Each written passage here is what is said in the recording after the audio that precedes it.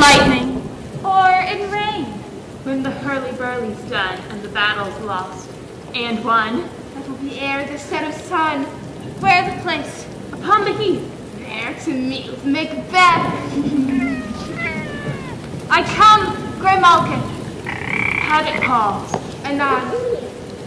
Fair is foul, and foul is fair. Hover through the fog and fill the air.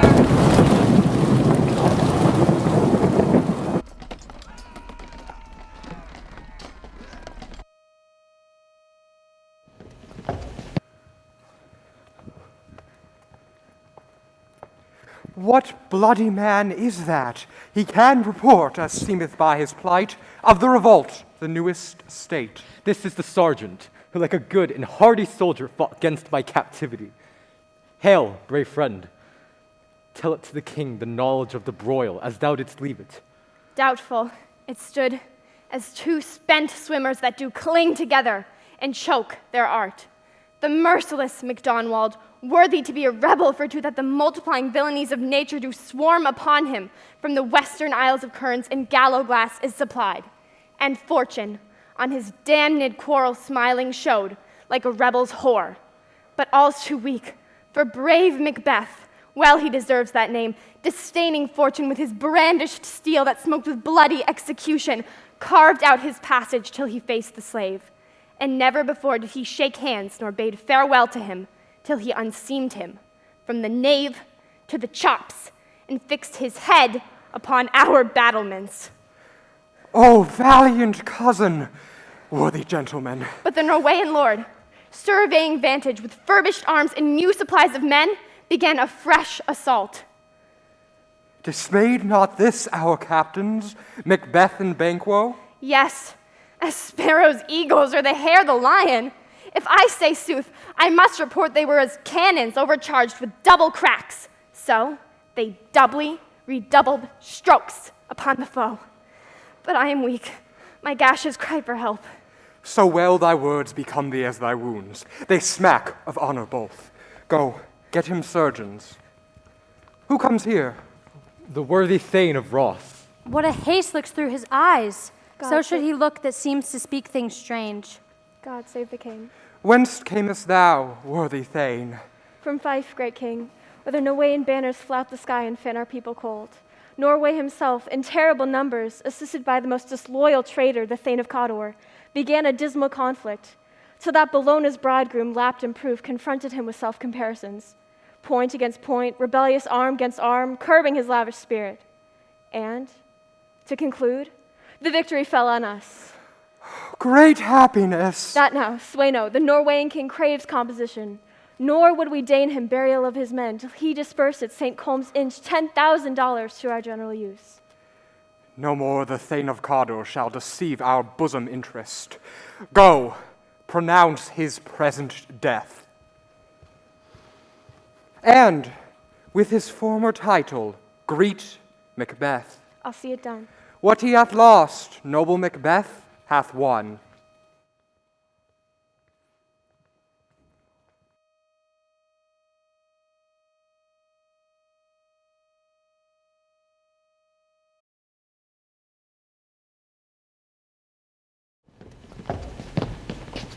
Where hast thou been, sister? Killing swine.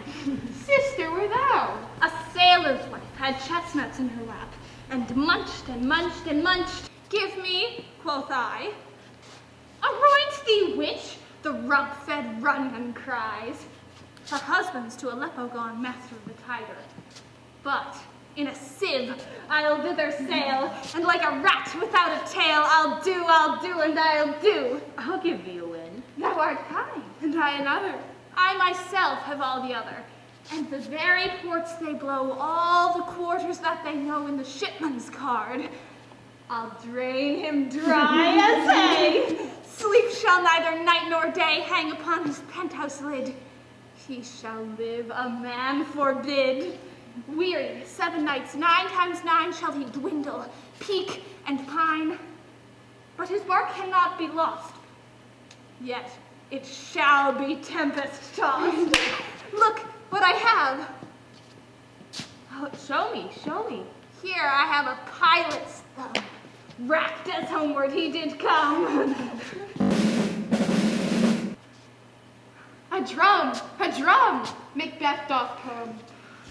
The weird sisters, hand in hand, coasters of the sea and land, thus do go about, thrice to thine and thrice to mine, and thrice again to make up nine. Peace, the charms wound up.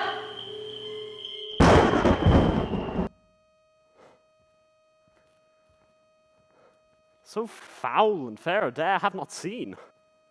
How far is it called to Forest? What are these?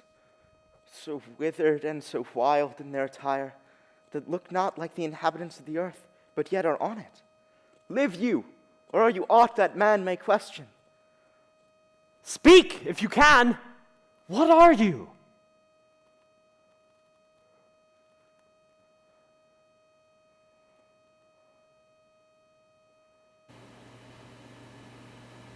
All hail, Macbeth!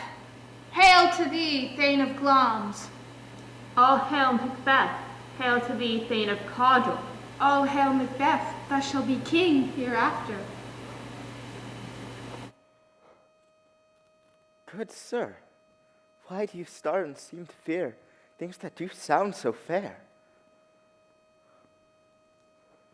The name of truth, are you fantastical, or that which indeed you'd outwardly show?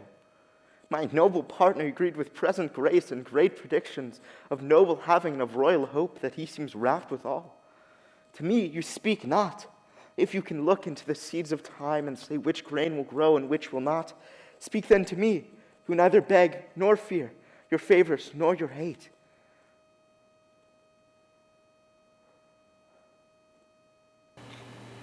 Hail, Hail! hail. Lesser than Macbeth and greater. Not so happy, but much happier. Thou shalt get kings, though thou be none. So all hail, Macbeth and Banquo. Banquo and Macbeth, all hail. Stay, you imperfect speakers! Tell me more. By Sinel's death I know I am Thane of Glamis, but how of Cawdor? The Thane of Cawdor lives a prosperous gentleman, and to be king stands not within the prospect of belief no more than to be Cawdor.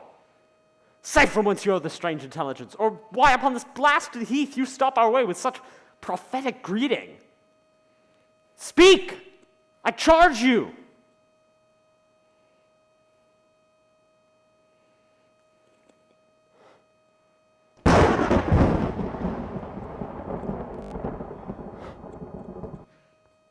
The earth hath bubbles as the water has, and these are of them. Whither are they vanished? Into the air, and what seemed corporal melted as breath into the wind. Would they had stayed! Were such things here as we do speak, or have we eaten on the insane root that takes the reason prisoner? Your children shall be kings, You shall be king. and Thane of Cawdor too. Was it not so? Two self-same tune and words. Who's here? The king hath happily received, Macbeth, the news of thy success. As thick as tale came post with post, and everyone did bear thy praises in the kingdom's great defense, and pour them down before him. We are sent to give thee from a royal master thanks, only to herald thee into his sight, not pay thee. And for an earnest of a greater honor, he bade me from him call thee Thane of Cawdor, in which addition hail, most worthy Thane, for it is thine. What? Can the devil speak truth? The Thane of Cawdor lives. Why do you dress me in borrowed robes? Who is the Thane lives yet, but under heavy judgment bears a life which he deserves to lose. For treason's capital confessed and proved have overthrown him. Glamis and Thane of Cawdor. The greatest is behind. Thanks for your pains. Do you not hope your children shall be kings, when those that gave the Thane of Cawdor to me promised no less to them? That trusted home might yet enkindle you onto the crown, besides the Thane of Cawdor. But 'tis strange, and oftentimes to win us to our harm. The instruments of darkness tell us truths. They win us with honest trifles, only to betray us in deepest consequences. Cousins, a word, I pray you. Two truths are told as happy prologues to the swelling act of the imperial theme. Thank you, gentlemen. This supernatural listening cannot be ill, cannot be good. If ill, why hath it given me earnest of success, commencing in a truth? I am Thane of Cawdor.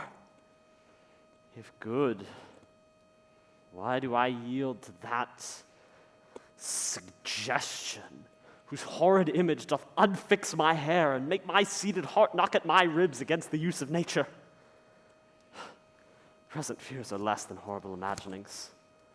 My thought, whose murder yet is but fantastical, shakes so my single state of man that function is smothered in surmise, and nothing is but what is not.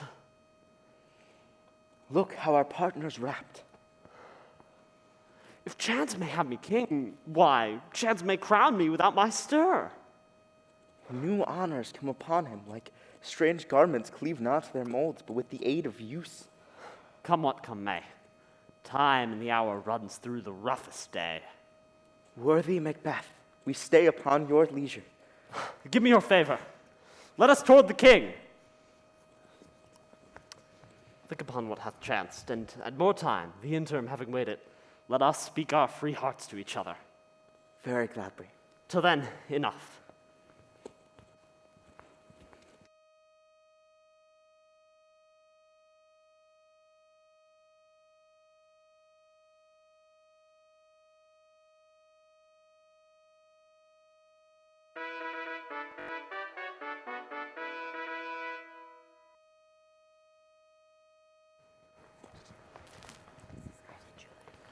Is execution done on Cawdor? Are not those in commission yet returned? My liege, they're not yet come back, but I have spoke with one that saw him die, who did report that, very frankly, he confessed his treasons, implored your highness's pardon, and set forth a deep repentance. Nothing in his life became him like believing it. He died as one that had been studied in his death, to throw away the dearest thing he owed, as toward careless trifle. There's no art to find the mind's construction in the face.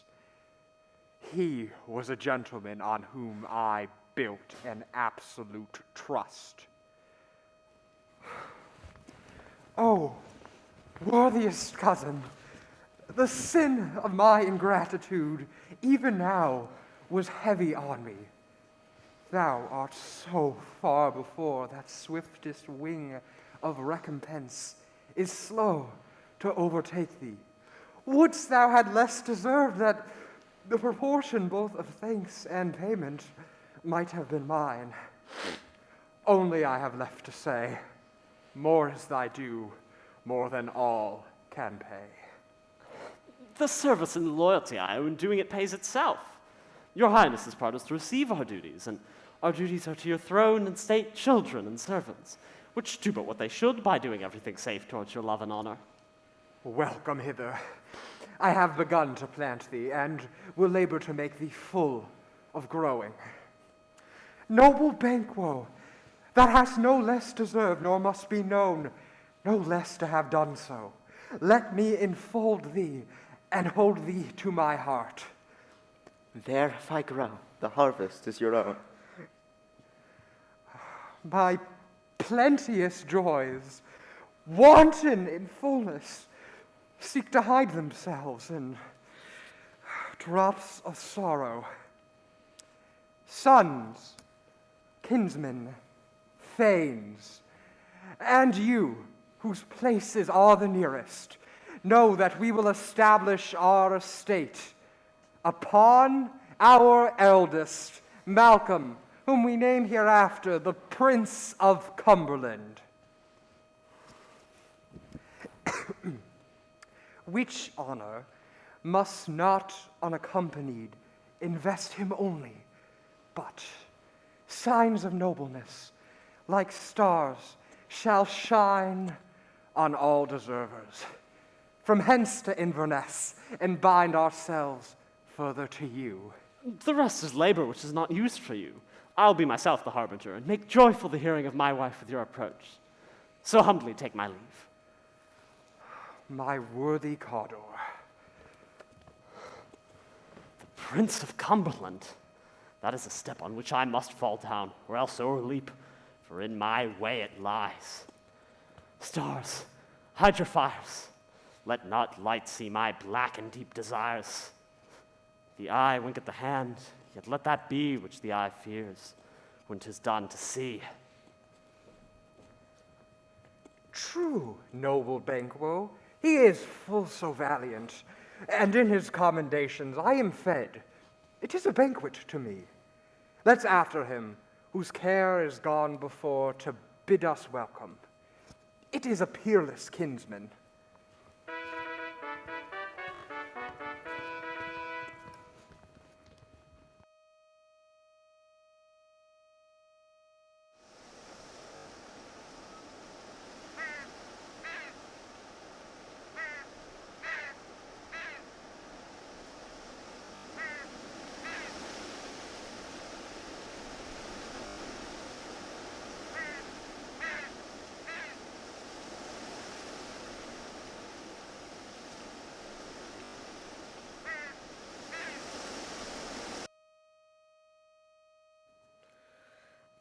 They met me in the day of success, and I have learned by the perfect's report that they have more in them than mortal knowledge. When I burned in desire to question them further, they made themselves air into which they vanished. While I stood wrapped in the wonder of it all, came missives from the king who all hailed me Thane of Cawdor, by which title before these weird sisters saluted me and referred me on the coming on of time with Hail King that shall be. This I have thought good to deliver to thee, my dearest partner of greatness, that thou mightst not lose the dues of rejoicing by being ignorant of what greatness is promised thee. Lay it to thy heart and farewell. Glamis thou art, and Cawdor, and shalt be what thou art promised. And yet, I do fear thy nature. It's too full of the milk of human kindness to catch the nearest way. Thou wouldst be great, art not without ambition, but without the illness should attend it. What thou wouldst highly, that wouldst thou holily. Wouldst not play false, and yet wouldst wrongly win. Thou wouldst have, great Glamis, that which cries, thus thou must do if thou have it, and that which rather thou dost fear to do than wishest be undone. Hie thee hither, that I may pour my spirits in thine ear, and chastise with the valor of my tongue all that impedes thee from the golden round, which fate and metaphysical aid doth seem to have thee crowned withal. What are your tidings? The king comes here tonight. Thou art mad to say it. Is not thy master with him, who, were it so, would have informed for preparation? So please you, it is true. Our Thane is coming. One of my fellows had the speed of him, who, almost dead for breath, had scarcely more than would make up his message. Give him tending. He brings great news. The raven himself is hoarse that crooks the fatal entrance of Duncan under my battlements. Come, you spirits that tend on mortal thoughts, unsex me here, and fill me from the crown to toe, top full of direst cruelty. Make thick my blood, stop up the access and passage of remorse, that no compunctious visitings of nature shake my fell purpose, nor keep peace between the effect and it. Come to my woman's breasts and take my milk for gall, you murdering ministers, wherever in your sightless substances you wait on nature's mischief. Come, thick night, and pall thee in the dunnest smoke of hell, that my keen knife see not the wound it makes, nor heaven peep through the blanket of the dark to cry, Hold, hold!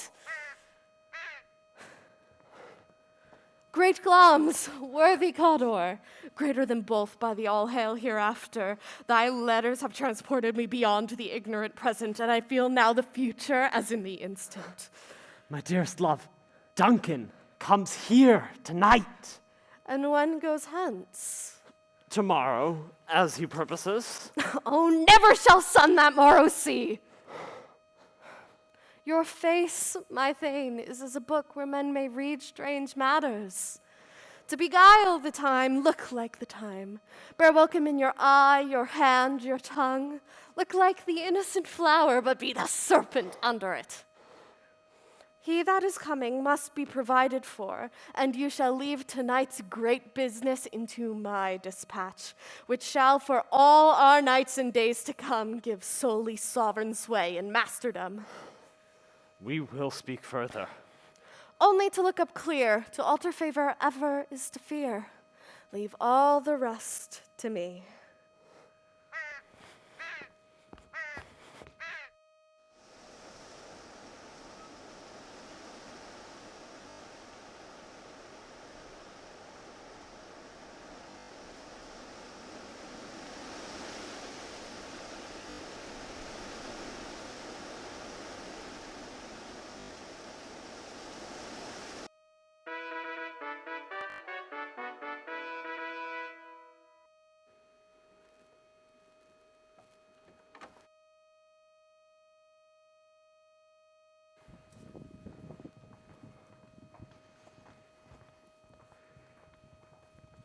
This castle hath a pleasant seat. The air nimbly and sweetly recommends itself unto our gentle senses. The air is delicate. See, our honored hostess. The love that follows us is sometimes our trouble. All our service in every point twice done and done double were a poor and single business to contend with those honors deep and broad wherewith your majesty loads our house. For those of old and late dignities heaped up to them we rest, your hermits.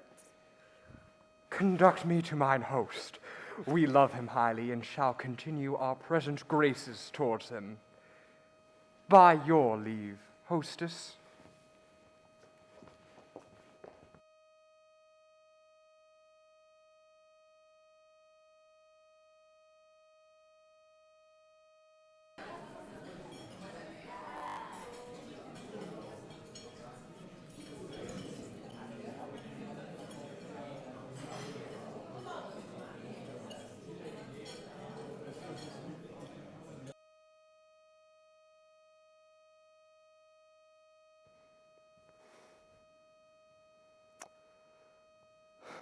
If it were done when 'tis done, 'twere well it were done quickly.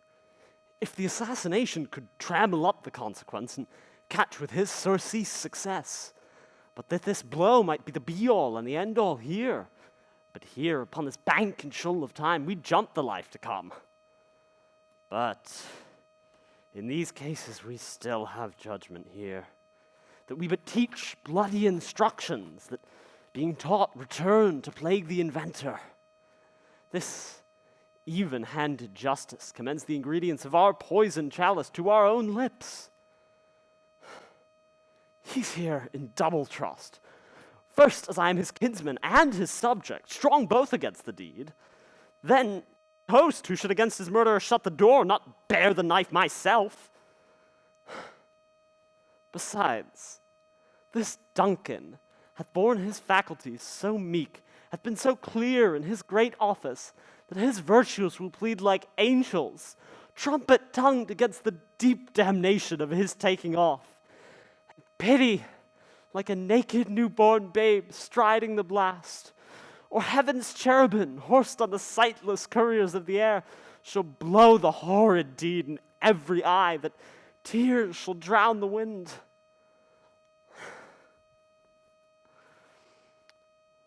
I have no spur to prick the sides of my intent, but only vaulting ambition, which o'erleaps itself and falls on the other. How now? What news? He has almost supped. Why have you left the chamber? Hath he asked for me? Know you not he has? We will proceed no further in this business. He hath honored me of late, and I have bought golden opinions from all sorts of people, which should be worn now in their newest gloss, not cast aside so soon. Was the hope drunk wherein you dressed yourself? Has it slept since?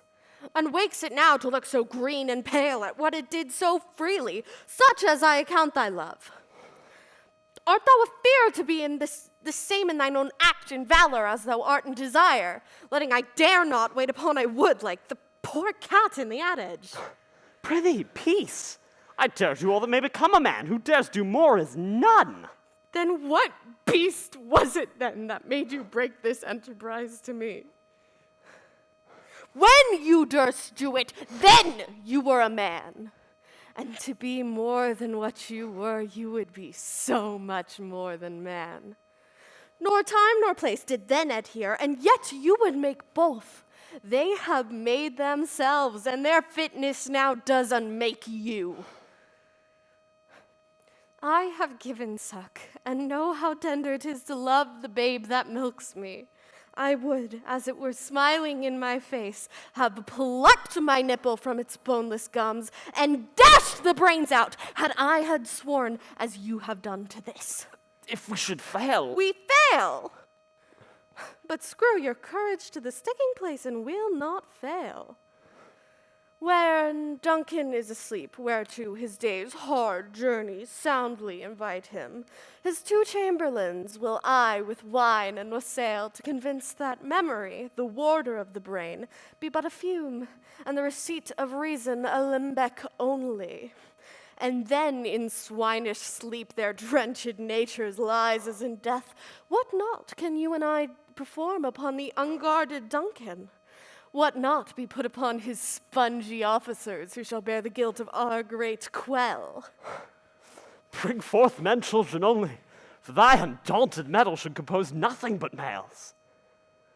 Will it not be received when we have marked with blood those sleepy 2 of his own chamber, and used their very daggers that they have done it? Who dares receive it other, as we shall make our grief and clamor roar upon his death?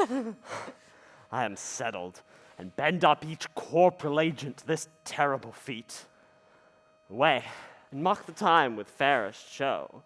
False face must hide what the false heart doth know.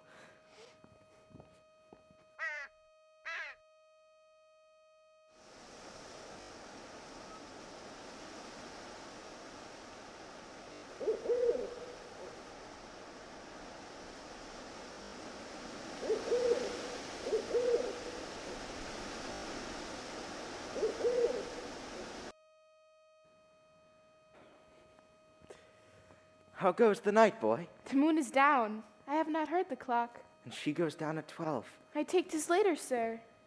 Hold, take my sword. There's husbandry in heaven. The candles all are out. Take thee that too.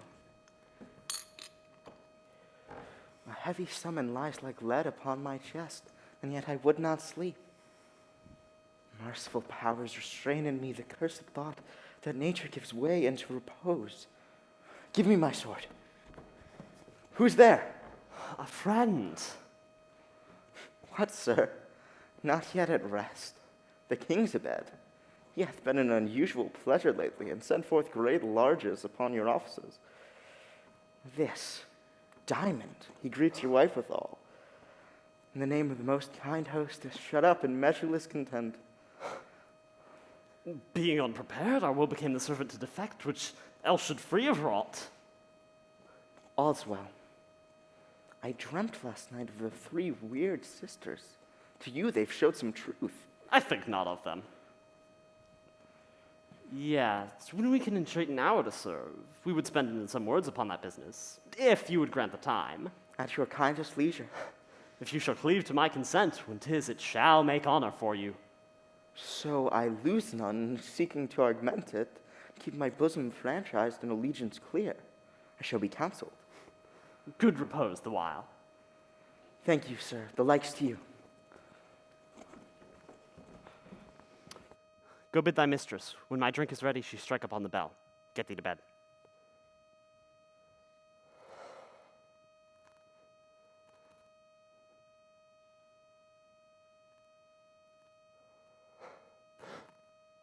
Is this a dagger which I see before me?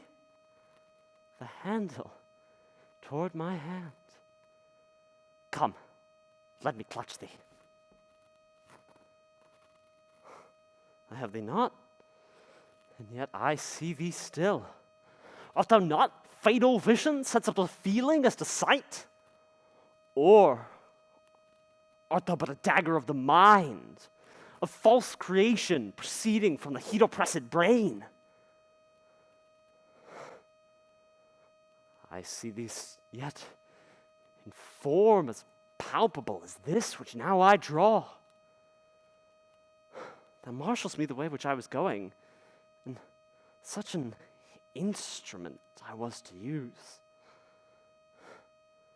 Mine eyes are made the fools of the other senses, or else worth all the rest.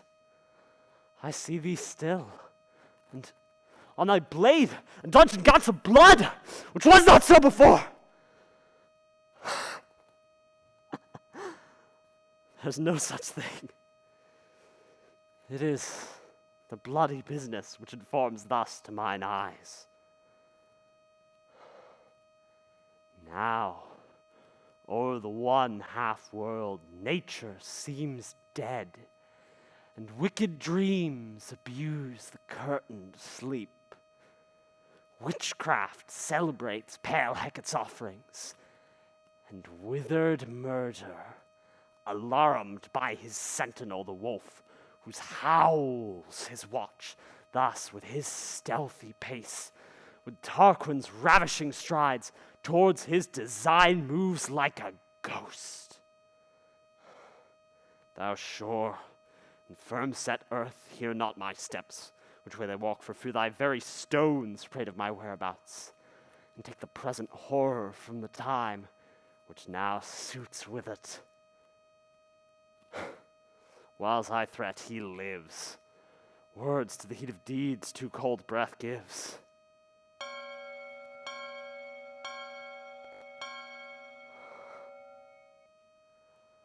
I go, and it is done. The bell invites me. Hear it not, Duncan, for it is a knell that summons thee to heaven or to hell.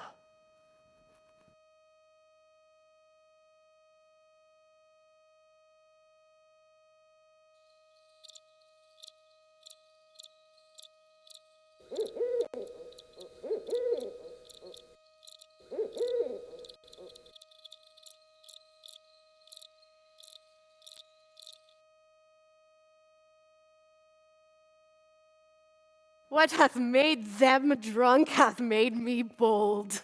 What has quenched them hath given me fire. Hark! Peace. Was the owl that shrieked, the fatal bellman which gives the sternst good night. He's about it. The doors are open, and those surfeited grooms do mock their charge with snores. I have drugged their possets, so that death and nature do contend about them, whether they live or die. Who's there? What? Who? Alack, I am afeard they are awake and 'tis not done. The attempt and not the deed confounds us.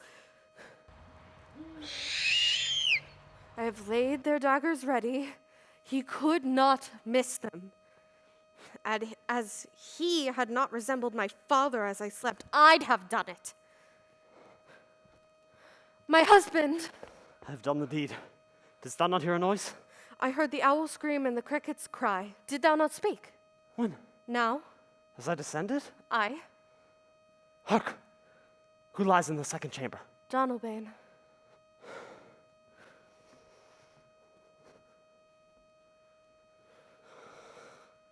This is a sorry sight. A foolish thought to say a sorry sight. Thus one did laugh in his sleep, and one cried, Murder! That they did wake each other, I stood and heard them. But they did say their prayers, and addressed them again to sleep. There are two lodged together. One cried, God bless us, and amen the other, as they had seen me with these hangmen's hands, listening their fear. I could not say amen when they did say God bless us. Consider it not so deeply. But wherefore could I not pronounce amen?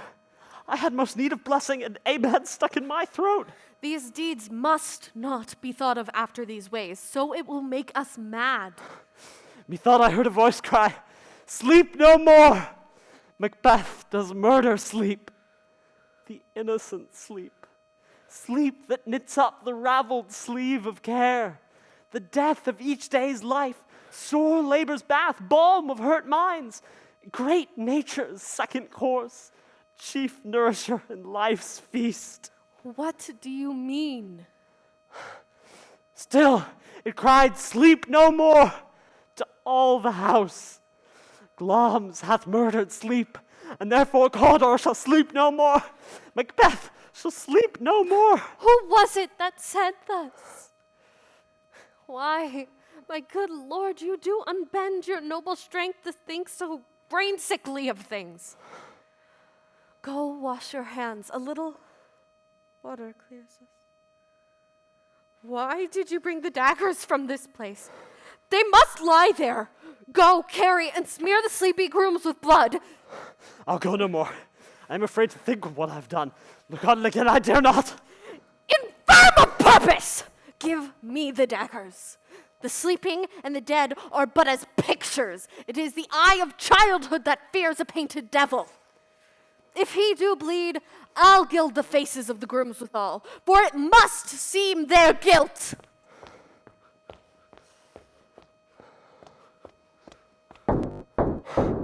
What is that knocking? How is it with me when every noise appalls me? What hands are here? Ha! They pluck out mine eyes. Will all great Neptune's ocean wash this blood gleaned from my hand? No, this my hand will rather the multitudinous seas in Cardadine, making the green one red. My hands are of your color, but I shame to wear a heart so white. Hark, a knocking at the south entry. Retire we to our chamber. How easy is it then? Your constancy hath left us unattended. Hark, more knocking. Be not lost so poorly in your thoughts. To know my deed, 'twere best not know myself. Wake, Duncan, with thy knocking. I would thou couldst.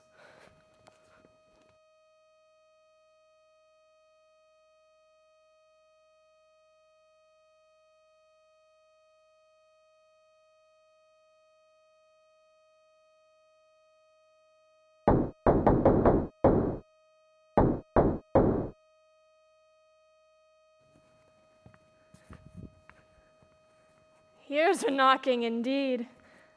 If a man were porter of Hellgate, he should of old turning the key. Knock, knock, who's there in the name of Beelzebub? Faith, here's a farmer that hanged himself on the expectation of plenty. Come in time, have napkins enough about you. Here you'll sweat for it. Knock, knock, who's there in the other devil's name? Faith, here's an equivocator who could swear in both scales against either scale, who committed treason enough for God's sakes, yet could not equivocate to heaven. Come in, equivocator. Knock, knock, who's there? Faith, here's an English tailor come hitherto for stealing out of the French hose. Come in, tailor, here you may roast your goose. Knock, knock, never at quiet. What are you? But this place is too cold for hell. I'll devil porter it no further. And I had thought to have let in some of every profession that go the primrose way to the everlasting bonfire. A Anon, anon.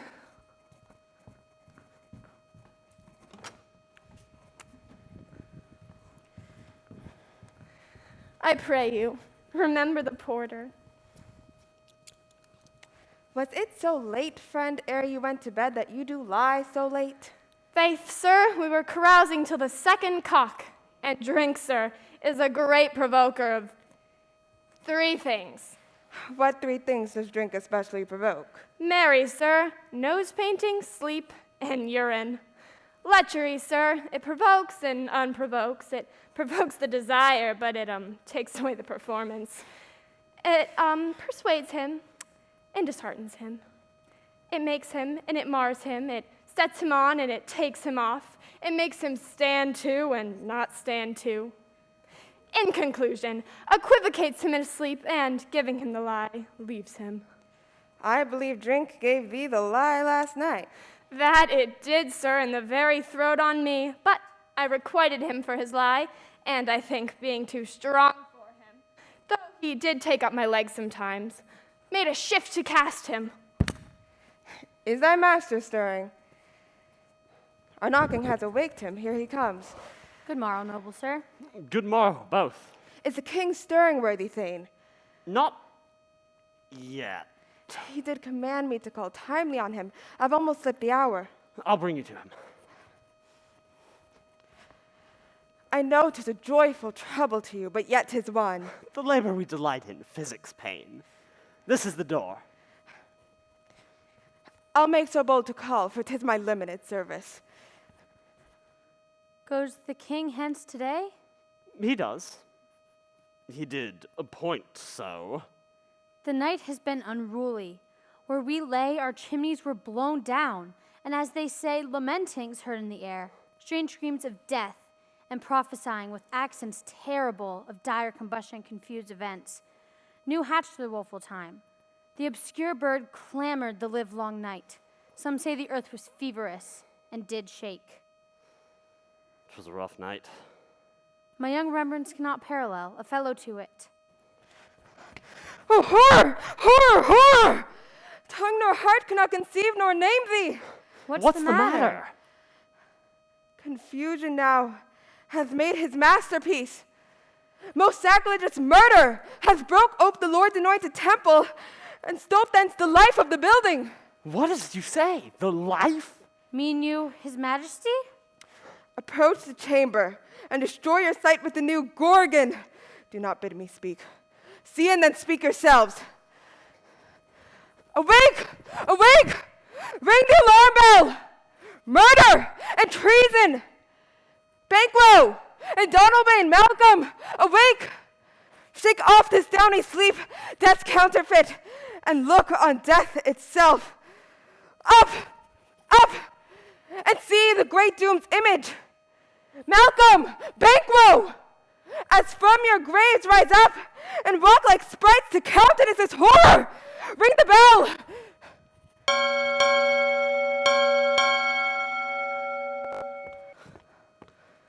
What's the business that such a hideous trumpet calls to parley the sleepers of the house?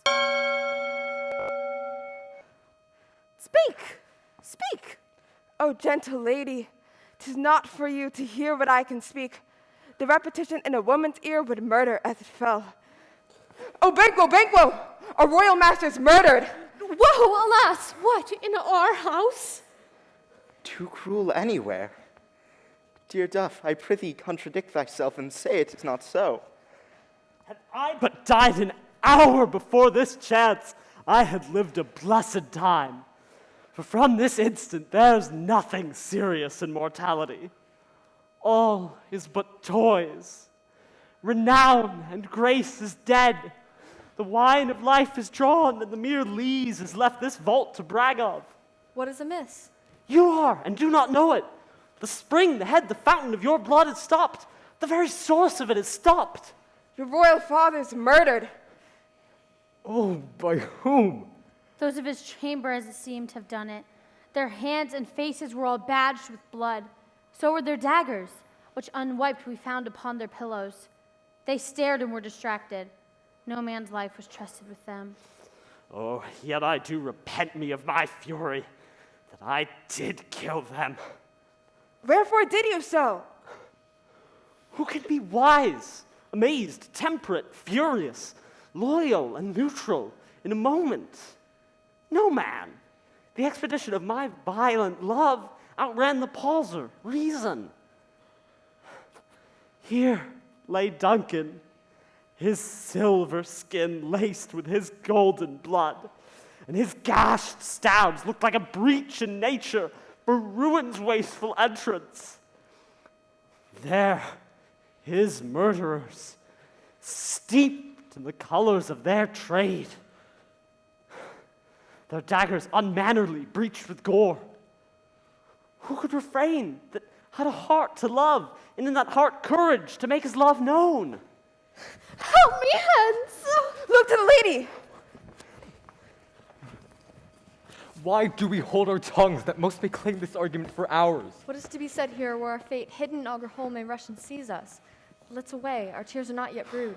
Nor our strong sorrow upon the foot of motion. And when we have our naked frailties hid, that suffer in exposure, let us meet and question this most bloody act to know it further. Fears and scruples shake us. I stand against the undivulged pretense I fight this treasonous malice. And so do I. So all. Let's briefly put on manly readiness and meet in the hall together. Very gladly.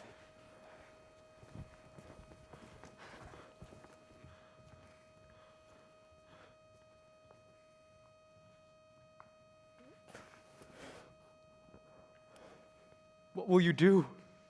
Let's not consort with them. To show an unfelt sorrow is an office which the false man does easy. I'll to England. To Ireland I. Our separate fortunes will keep us both the safer. Where we are, their daggers and men's smiles. The nearer in blood, the nearer bloody. This murderous shaft, that shot, hath not yet lighted, and our safest way is to avoid the aim. Therefore to horse, and let us not be dainty of leave-taking, but shift away. There's warrant in that theft which steals itself when there's no mercy left.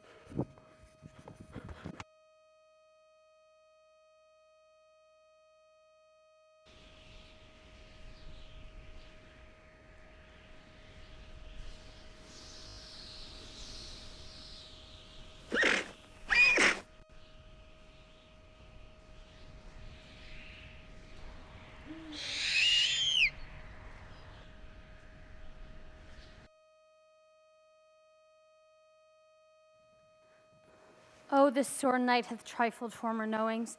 'Tis unnatural, from like the deed that's done. On Tuesday last, a falcon, towering in her pride of place, was by a mousing owl hawked at and killed. And Duncan's horses, a thing most strange and certain, beauteous and swift, the minions of their race, turned wild in nature, broke their stalls, flung out, contending against obedience, as if they were to make war with mankind. To say they eat each other? They did so, to the amazement of mine eyes that looked upon it. Here comes the good Macduff. How goes the world, sir, now? Why, see you not? Is it known who did this more than bloody deed? Those that Macbeth hath slain. Alas the day. What good could they pretend? They were suborned. The king's two sons, Malcolm and Donalbain, are stolen away and fled, which puts upon them suspicion of the deed. Against nature still, thriftless ambition that will raven up thine own lives means. Then 'tis most like the sovereignty will fall upon Macbeth. He is already named and gone to Scun to be invested.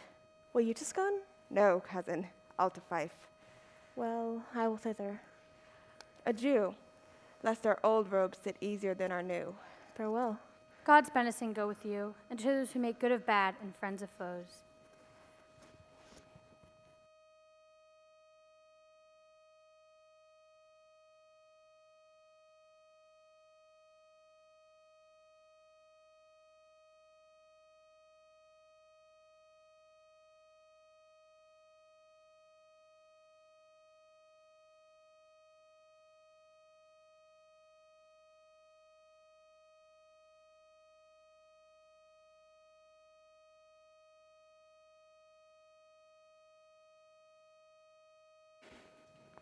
Thou hast it now, King, Cawdor, Glamis, all as the weird women promised.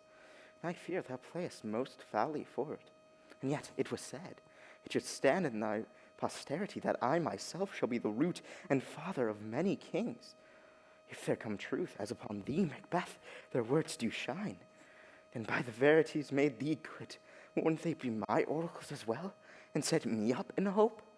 But hush, no more. Here's our chief guest. If he were gone, it would be as a gap in our great feast, and all thing unbecoming. Tonight we hold a solemn supper, sir, and I'll request your presence. Ride you this afternoon? Aye, my good lord. Is it far you ride? As far, my lord, as will fill up the time twixt this and supper. We hear our bloody cousins are bestowed in England and Ireland, not confessing their cruel parricide, filling their hearers with strange invention. But of that tomorrow, when therewithal we shall have cause of state craving us jointly. Hie you to horse. Adieu. Do you return at night? Goes Fleance with you? Aye, my good lord. Our time does come upon. I wish your horses swift and sure-foot, and so do I commend you to the backs. Farewell. Farewell.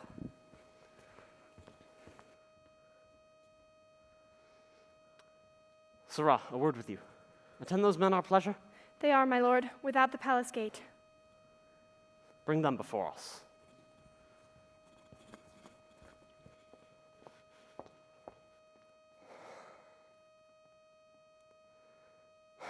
To be thus is nothing, but to be safely thus. Our fears in Banquo stick deep, and in his royalty of nature reigns that which would be feared.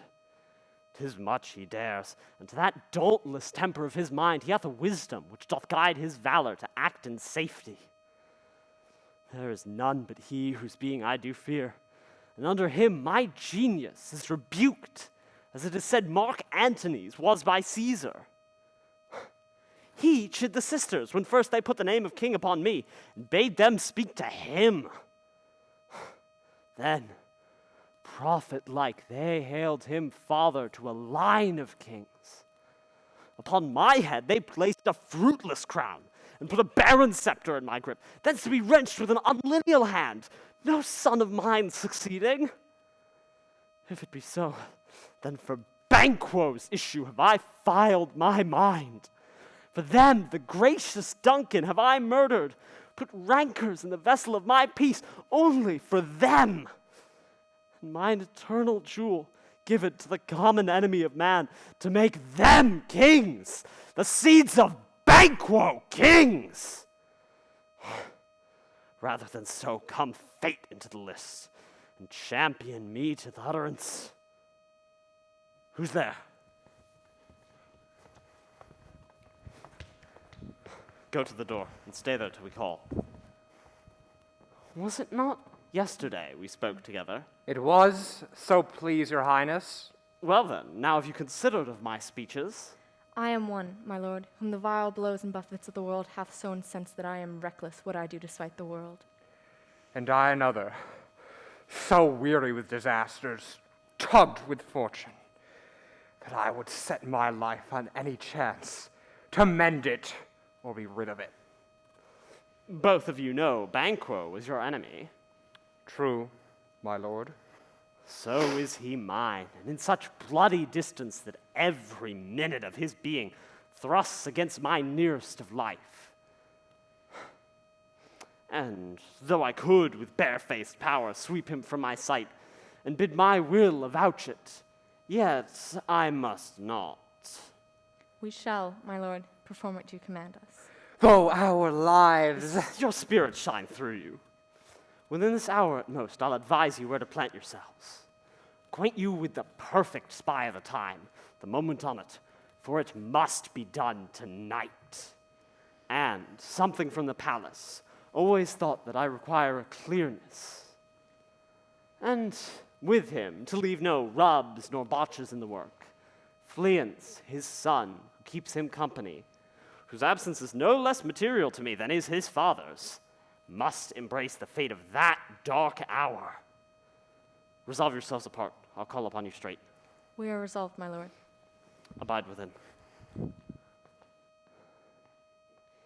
It is concluded. Banquo, thy soul's flight, if it find heaven, must find it out tonight.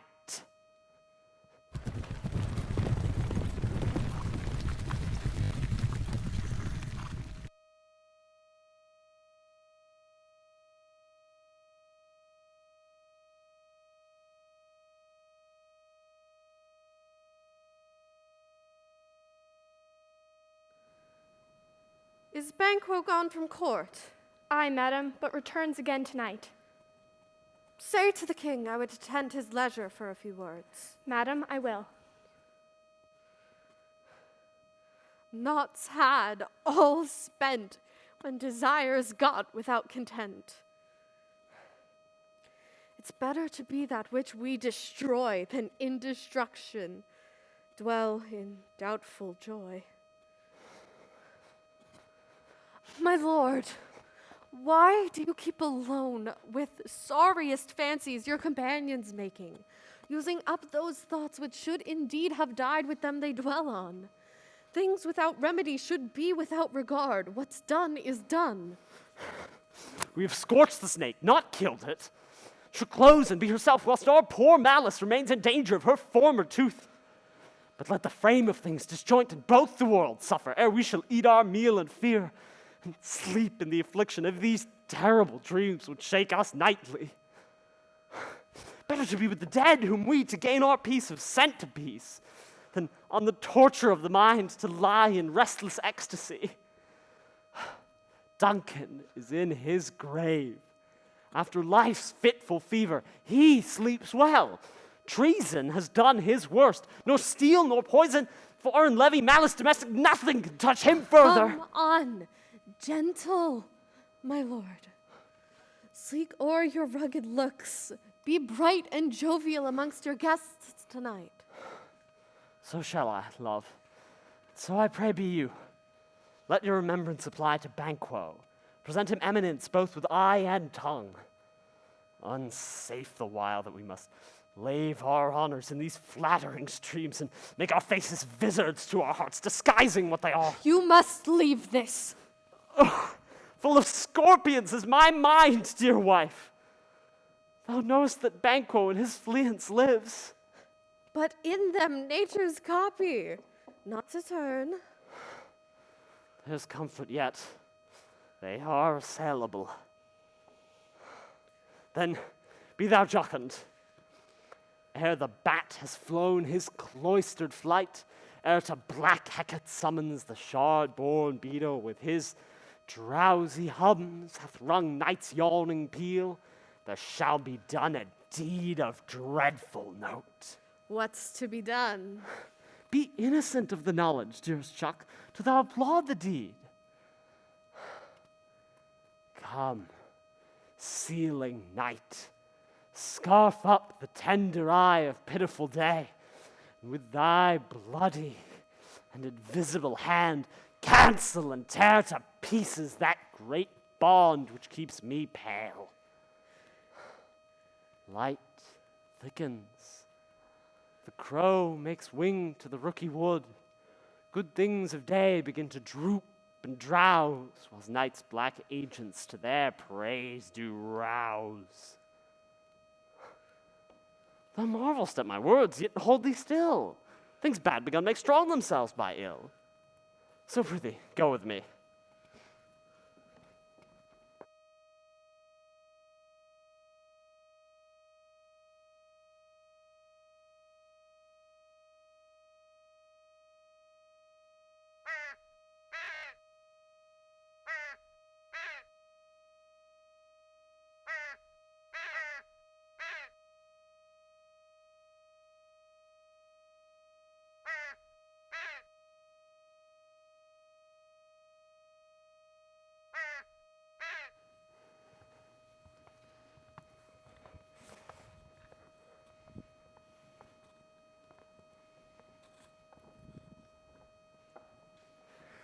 The west yet glimmers with some streaks of day.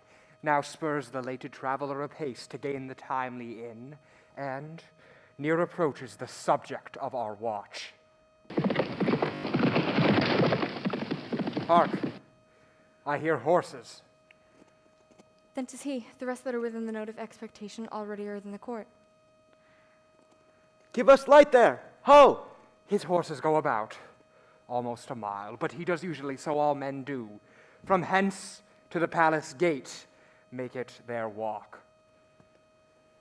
A light, 'tis he. Stand to it!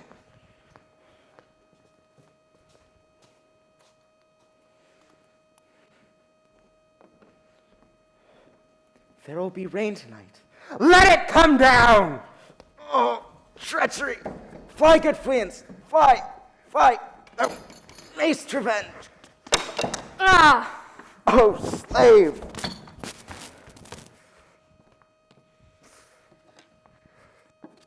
Who did put out the light?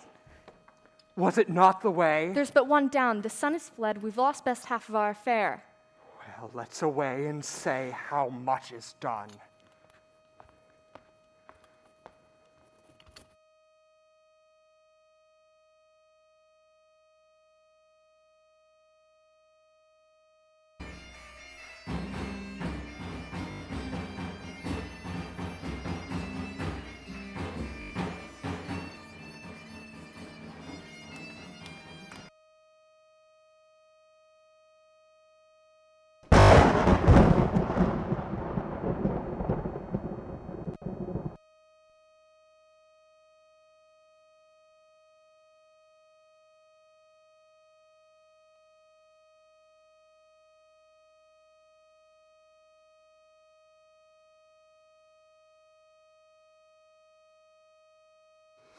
You know your own degrees. Sit down.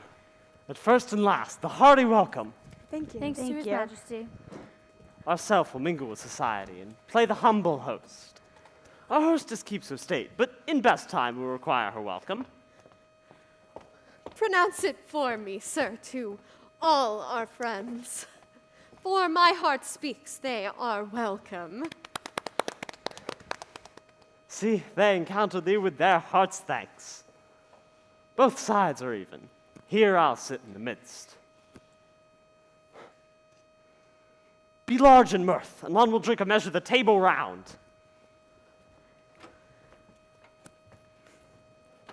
There's blood upon thy face. 'Tis Banquo's, then. 'Tis better thee without than he within. Is he dispatched? My lord, his throat is cut. That I did for him. Thou art the best of the cutthroats. Yet he's good that did the like for fleance. If thou didst it, thou art the nonpareil. Most royal sir, Fleance escaped. And comes my fit again. I had else been perfect, as whole as the marble, as founded as the rock, as broad and general as the casing air. But now I am cabined, cribbed, confined, bound into saucy doubts and fears. But Banquo's safe. I, my good lord, safe within a ditch he bides, with 20 trenched gashes upon his head, the least a death to nature. Thanks for that. There the grown serpent lies. The worm that's fled hath nature, which in time will venom breed. No teeth for the present. Get thee gone, tomorrow we'll hear ourselves again. My good lord, you do not give the cheer. The feast is sold, that is not often vouched. While 'tis a making, 'tis given with welcome. To feed 'twere best at home. From thence the sauce to meat is ceremony. The meeting 'twere bare without it. Sweet remembrance, sir. Now, good digestion, wait on appetite, and health on both. May it please your highness sit. Here we had our country's honor roofed, with the graced person of our Banquo present.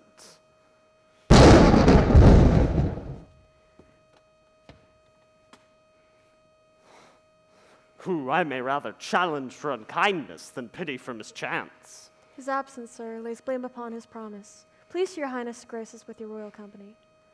The table's full. Here is a place reserved, sir. Where? Here, my good lord.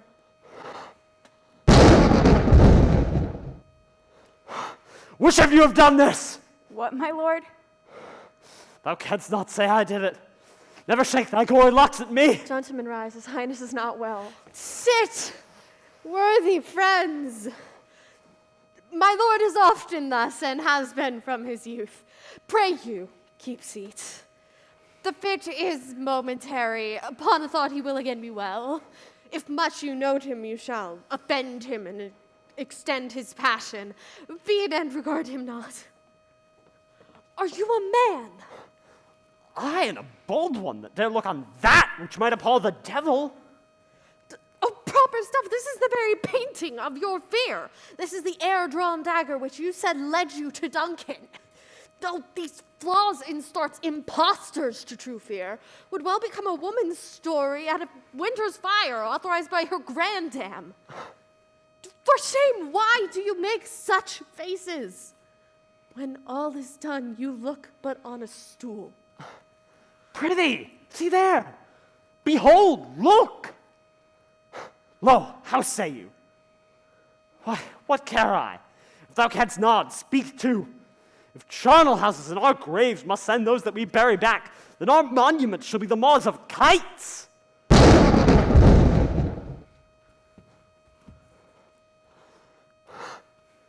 What? Quite unmanned in folly.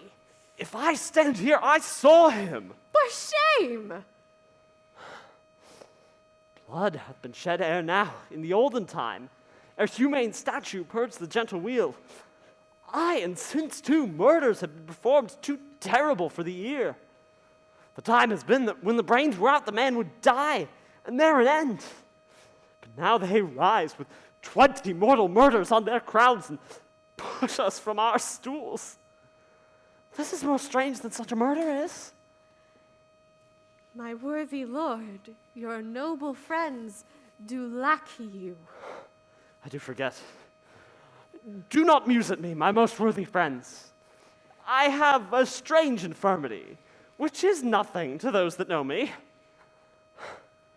Come, love and health to all. Then I'll sit down. Give me some wine. Fill full. I drink to the general joy of the whole table, and to our dear friend Banquo, whom we miss. Would he were here.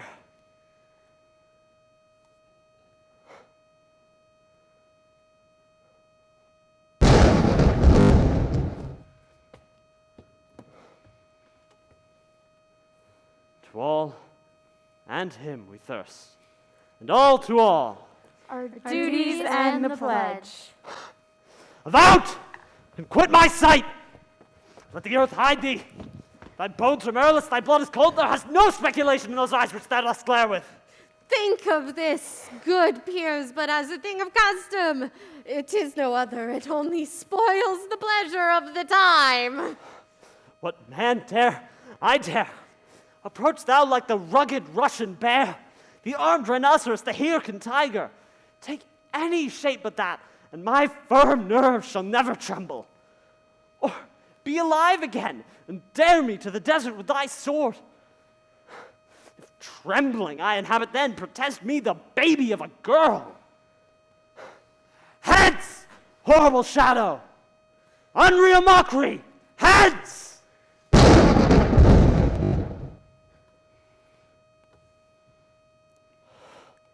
Why, so being gone, I am a man again. Pray you, sit still. You have displaced the mirth, broke the good meeting with most admired disorder. Can such things be, and overcome us like a summer's cloud without our special wonder? You make me strange even to the disposition that I owe, when I think you can behold such sights and keep the natural ruby of your cheeks, when mine is blanched with fear. What sights, my lord? Pray you, Speak not. He grows worse and worse. Question enrages him. Go at once.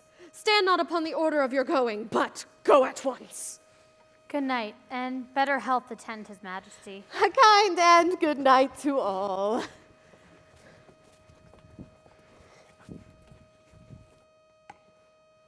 It will have blood, they say. Blood will have blood. Stones have been known to move, and trees to speak. Augurs and understood relations by magpies and choughs and rooks brought forth the secret man of blood.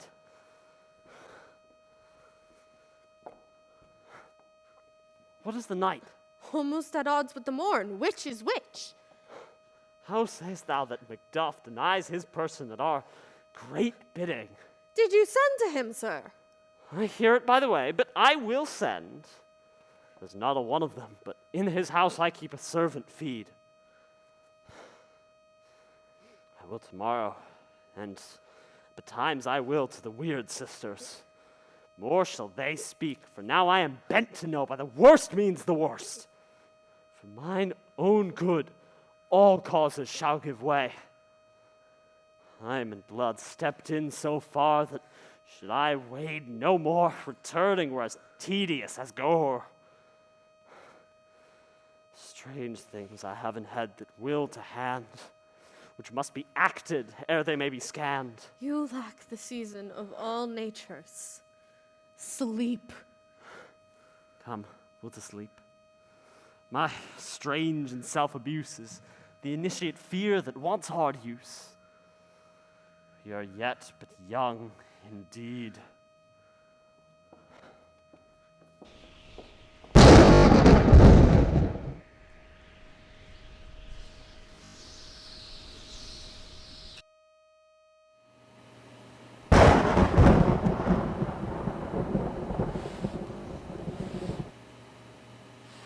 Thrice the brinded cat hath mewed, thrice and once the hedge pig whined. Harpier cries, 'tis time, 'tis time. Round about the cauldron go, in the poisoned entrails throw.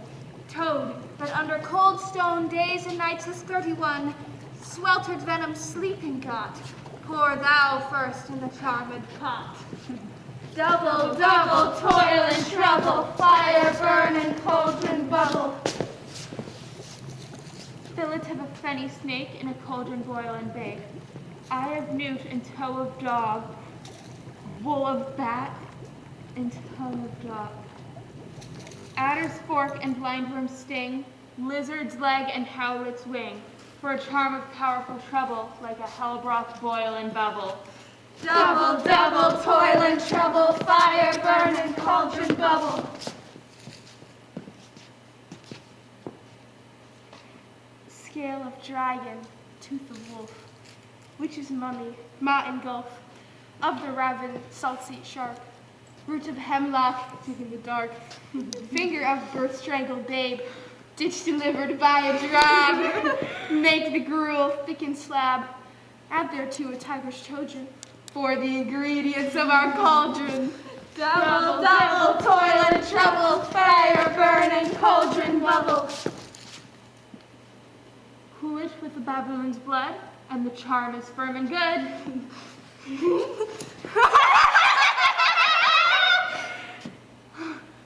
By the pricking of my thumbs, something wicked this way comes.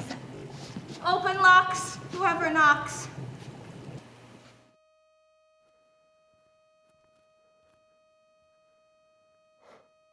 How now, you secret black and midnight hags? What is it you do?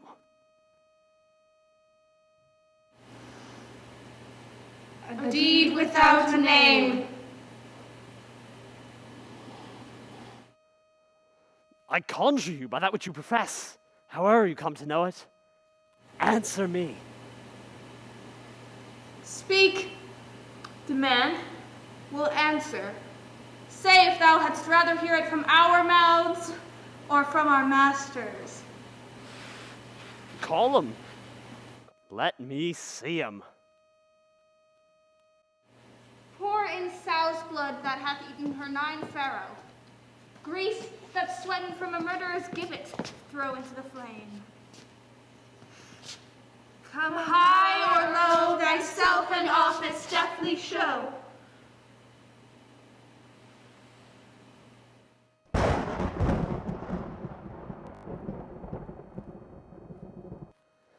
Tell me, thou unknown power! He knows thy thought. Hear his speech, but say thou not. Macbeth, Macbeth, Macbeth. Beware, Macduff.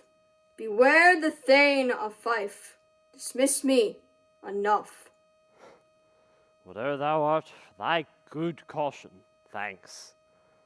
Thou hast harped my fear aright. But one word more. He will not be commanded. But here's another, more potent than the first.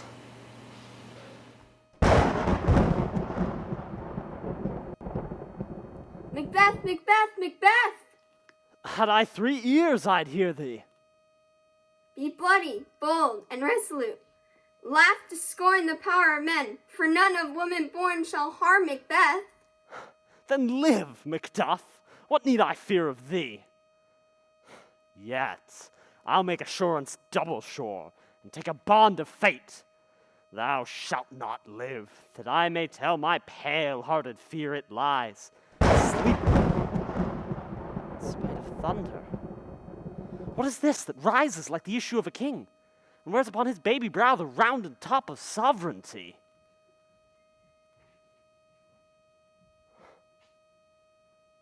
Listen, but speak not to it.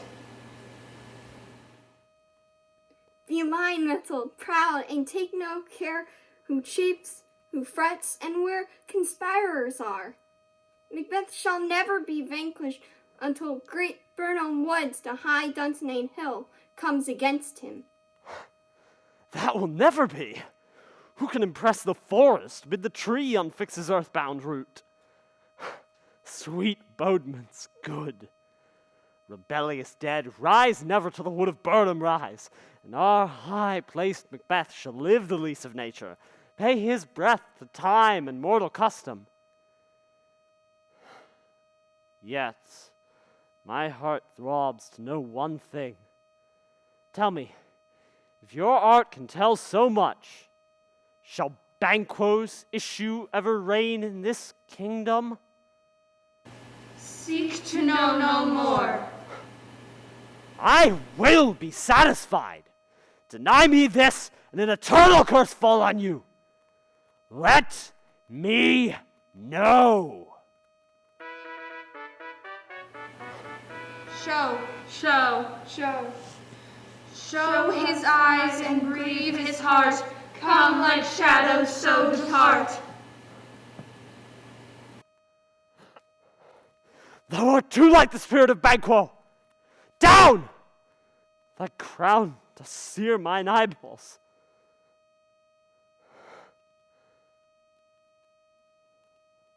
And thy hair, the mother gold-bound brow, is like the first. A third is like the former. Filthy hags, why do you show me this? What? The lines stretch out to the crack of doom? A fourth? Start! Eyes. Another yet? A seventh? I'll see no more. Yet the eighth appears, who has a glass which shows me many more. And so I see that twofold balls and treble scepters carry. And now I know 'tis true, for the blood-boltered Banquo smiles upon me and points at them for his. What, is this so? Aye, sir, all this is so. But why stands Macbeth thus amazedly? Come, sisters, cheer we up his sprites, and show the best of our delights. I'll charm the air to give a sound as you perform your antic round, and this great king can kindly say, our duties did his welcome pay.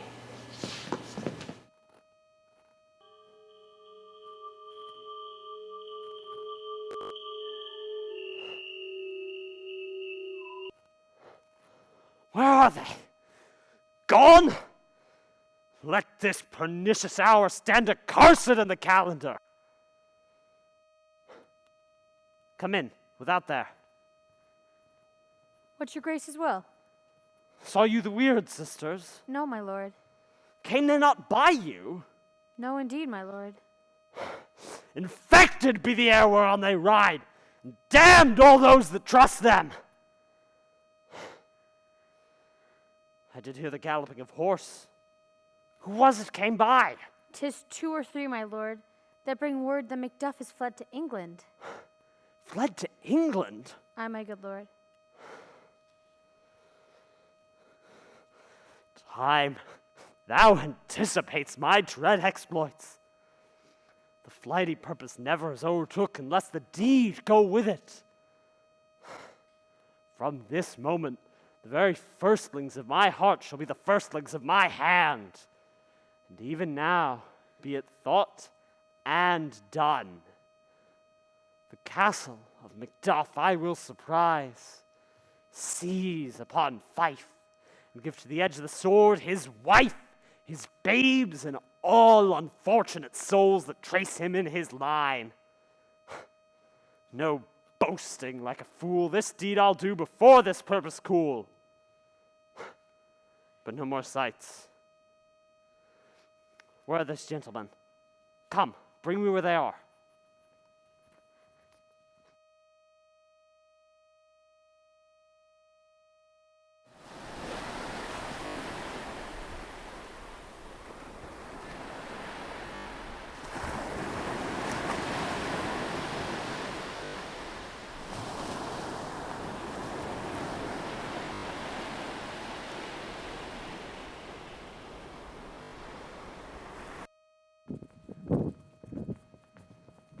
What had he done to make him fly the land? You must have patience, madam.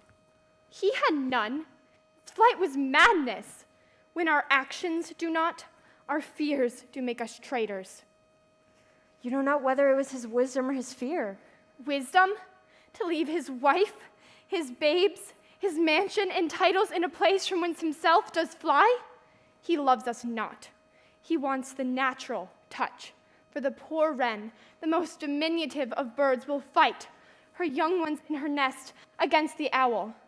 All is the fear and nothing is the love, as little is the wisdom where this flight so runs against all reason. My dearest coz, I pray you school yourself. But as for your husband, he is noble, wise, judicious, and best knows the fits of the season. I dare not speak much further. Blessing upon you.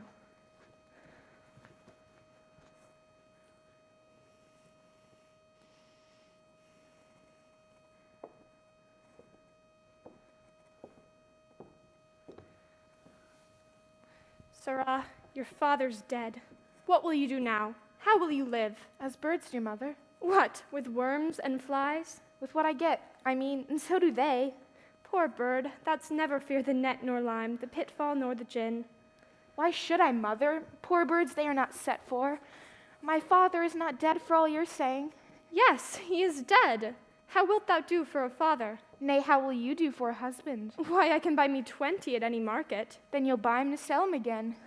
Thou speakest with all thy wit, yet in faith with wit enough for thee. Was my father a traitor, mother? Aye, that he was. What is a traitor? Why, one that swears and lies. And must they all be traitors that do so?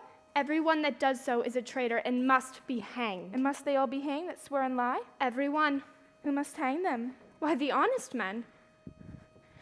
Then the liars and swearers are fools, for they are liars and swearers enough to beat the honest men and hang up them. God help thee, poor monkey. But how wilt thou do for a father? If he were dead, you'd weep for him. If he would not, it were a good sign that I shall quickly have a new father. Poor prattler, how thou talkest. Bless you, fair dame. I am not to you known, but in your present honor I am perfect. I doubt some danger 'tis approach you nearly. If you will take a homely man's advice, be not found here, hence with your little ones. To fright you, methinks I'm far too savage.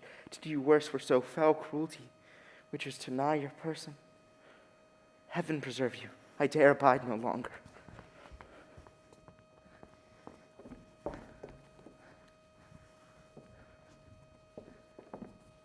Whither should I fly? I have done no harm. But I remember now I live in such an earthly world where to do harm is often laudable. To do good sometime accounted dangerous folly. Why then do I put up such a womanly defense to say that I have done no harm?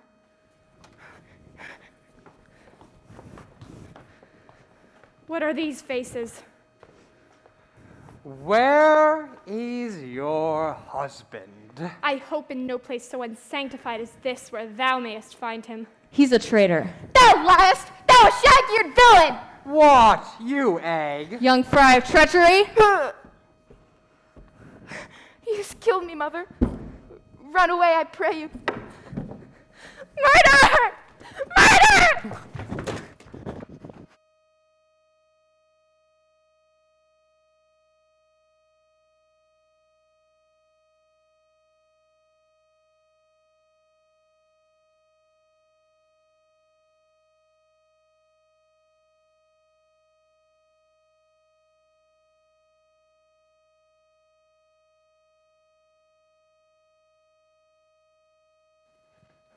Let us seek out some desolate shade, and there weep our sad bosoms empty. Let us rather hold fast the mortal sword, and like good men, bestride our downfall and birthdom. Each new morn, new widows howl, new orphans cry, new sorrows strike heaven on the face, that it resounds as if it fell with Scotland and yelled out like syllable of dolor. What I believe, I'll wail. What no believe, and I can redress. As I shall find the time to friend, I will. What you have spoke, it may be so perchance. I have lost my hopes. Why in that rawness left you wife and child? Those precious motives, those strong knots of love without leave taking? Bleed, bleed, poor country. Great tyranny, lay thou thy bases sure, for goodness dare not check thee. Be not offended. I speak not as an absolute fear of you. I think our country sinks beneath the yoke. It weeps, it bleeds, and each new day a gash is added to her wounds. I think withal there would be hands uplifted in my right. And here from gracious England have I offer of goodly thousands.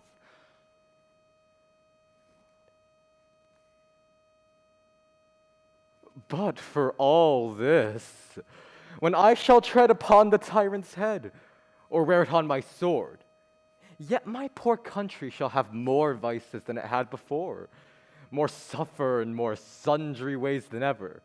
By him that shall succeed. What should he be? It is myself, I mean, in whom I know all the particulars of vice so grafted, that when they shall be opened, black Macbeth will seem pure as snow, and the poor state esteem him as a lamb, being compared with my confineless harms. Not in the legions of horrid hell can come a devil more damned than evil to top Macbeth. Well, I grant him bloody, luxurious, avaricious, false, deceitful, sudden, malicious, smacking of every sin that has a name. But there's no bottom. None in my voluptuousness. Your wives, your daughters, your matrons, and your maids could not fill up the cistern of my lust. And my desire, all continent impediments would o'erbear that did oppose my will. Better Macbeth than such an one to reign. Boundless intemperance in nature is a tyranny. It hath been the untimely emptying of the happy throne and fall of many kings. But fear not yet to take upon what is yours. You may convey your pleasures in a spacious plenty, and yet seem cold. The time you may so hoodwink. We have willing dames enough. There cannot be that vulture in you to devour so many as will to great dedicate themselves, finding it so inclined. With this there grows such a staunchless avarice, that were I king, I should cut off the nobles for their lands, desire his jewels in this other's house, and my more having would be as a sauce to make me hunger more, that I should forge quarrels unjust against the good and loyal, destroying them for wealth. This avarice digs deeper, grows with more pernicious root than summer-seeming lust, and it hath been the sword of our slain kings. Yet, do not fear. Scotland hath foids enough to fill up your rill of your mere own. All these are portable with other graces, Wade. But I have none. The king becoming graces as justice, verity, temperance, bounty, perseverance, mercy, lowliness, devotion, patience, and courage, fortitude. I have no relish of them, but abound in the division of each several crime, acting it many ways. Nay, had I power, I should pour the sweet milk of concord into hell, uproar the universal peace, confound all unity on earth. Oh, Scotland, Scotland! If such a one be fit to govern, speak. I am as I have spoken. Fit to govern? No, not to live! O nation miserable with an untitled tyrant, bloody sceptered, when shalt thou see thy wholesome days again? These evils thou hast repeatest upon thyself, hast banished me from Scotland. O my breast, thy hope ends here. Macduff, this noble passion, this child of integrity hath from my soul wiped the black scruples, reconciled my thoughts to thy good truth and honor. Even now I put myself to thy direction, and unspeak mine own detraction. Here abjure the taint and blames I laid upon myself for strangers to my nature. I am yet unknown to woman, never was forsworn, scarcely have coveted what was mine own. At no time broke my faith, would not betray the devil to his fellow, and delight no less in truth than life. My first false speaking was this upon myself. What I am truly is thine and my poor country's to command. Such welcome and unwelcome things at once. It is hard to reconcile.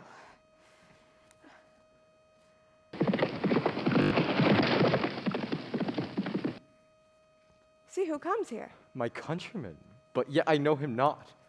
My ever gentle cousin, welcome hither. I know him now. Good God, be times removed the means that make us strangers. Sir, amen. Stand Scotland where it did. Alas, poor country, almost afraid to know itself. It cannot be called our mother, but our grave, where nothing but who knows nothing is once seen to smile, where groans and shrieks and screams that rent the air are made, not marked, where violent sorrow seems a modern ecstasy. The dead man's knells are scarce asked for who, and good men's lives expire before the flowers on their caps, dying or ere they sicken. Oh, relation too nice and yet too true. What's the newest grief? That of an hour's age doth hiss the speaker, each minute teems a new one. How does my wife? Why, well. And all my children? Well, too. The tyrant hath not battered at their peace. No, they were well at peace when I did leave them. Be not a miser with speech. How goes it? When I came hither to transport the tidings of which I heavily bore, there came a rumor of many worthy fellows that were out. Now is your time of help. Your eye in Scotland would create soldiers, make women fight to doff their dire distresses. Be it their comfort. We are coming thither. Gracious England hath lent us good aid with full 10,000 men. Would I could answer this comfort with the like, but I have words that will be howled out in desert air, where hearing should not latch them. What concerns they? The general cause, or is it a fee grief due to some single breast? No mind that's honest, but in it shares some woe, though the main part pertains to you alone. If it be mine, keep it not from me. Quickly, let me have it. Let not your ears despise my tongue forever, which shall possess them with the heaviest sound that ever yet they heard. I guess at it. Your castle is surprised, your wife and babes savagely slaughtered. To relate the manner whereon the quarry of these murdered deer, to add the death of you. Merciful heaven! What? Man, never pull your hat upon your brows. Give sorrow words. The grief that does not speak whispers the o'erfraught heart and bids it break. All my children, wife, children, servants, all that could be found. And I must be from thence? My wife killed too? I have said. Be comforted. Let's just make medicines of our great revenge to cure this deadly grief. He has no children. All my pretty ones? Did you say all? Oh, Hellkite! What? All my pretty chickens and their dam at one fell swoop? Dispute it like a man. I shall do so. But I must also feel it as a man. I cannot but remember such things that were most precious to me. Did heaven look on and would not take their part? Sinful MACBETH, they were all struck for thee. Not that I am, not for their own demerits, but for mine, fell slaughter on their souls. Heaven rest them now. Be this the whetstone of your sword. Let grief convert to anger. Blunt not the heart, enrage it. I could play the woman with mine eyes and the braggart with my tongue. But, gentle heavens, cut short all intermissions. Front to front, bring thou this fiend of Scotland and myself. Within my sword's length set him, and if he escape, heaven forgive him too. This tune goes manly. Come, go we to the king. Our power is ready, our lack is nothing but our leave. MACBETH is ripe for shaking, and the powers above put on their instruments. Receive what cheer you may. The night is long, that never finds the day.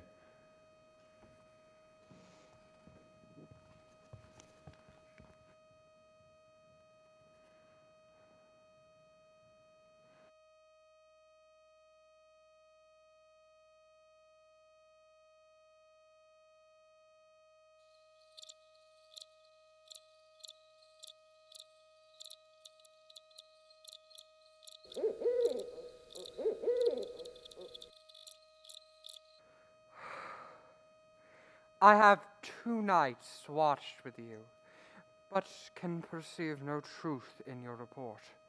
When was it last she walked? Not since His Majesty last went to the field.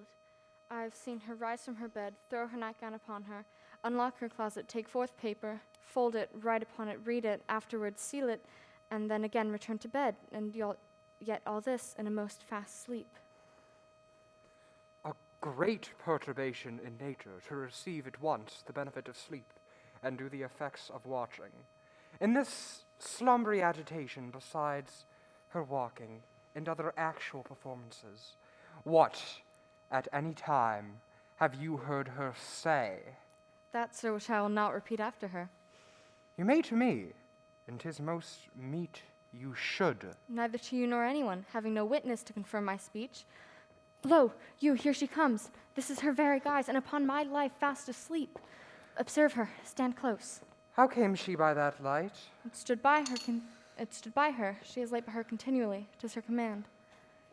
You see, her eyes are open. Aye, but their sense are shut. What is it she does now? Look, how she rubs her hands. It's an accustomed action with her to seem thus washing her hands. I've known her to continue in this a quarter of an hour. Yet here's a spot. Hark, she speaks. I will set down what comes from her to satisfy my remembrance the more strongly. Out! Damn spot! Out, I say! 1, 2. Why then, 'tis time to do it. Fie, my lord, fie! A soldier unafeared! What need we fear? Who knows it when none can call our power to account? Yet, who would have thought the old man to have had so much blood in him? Do you mark that? The Thane of Fife had a wife. Where is she now? Oh, will these hands ne'er be clean? No more of that, my lord, no more of that! You mar all with this starting! Go to, go to. You have known what you should not. She has spoke what she should not. I am sure of that. Heaven knows what she has known. Yet here is the smell of blood still. All the perfume of Arabia could not sweeten this little hand.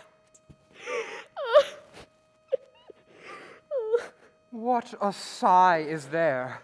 The heart is sorely charged. I would not have such a heart in my bosom for the dignity of the whole body. Well, well, well. Pray God it be, sir.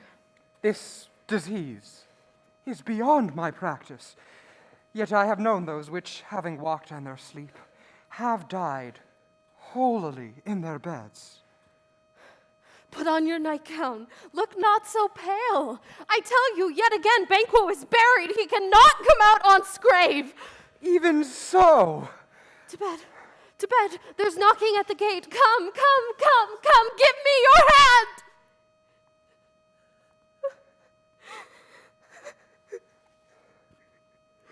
What's done cannot be undone. To bed. To bed.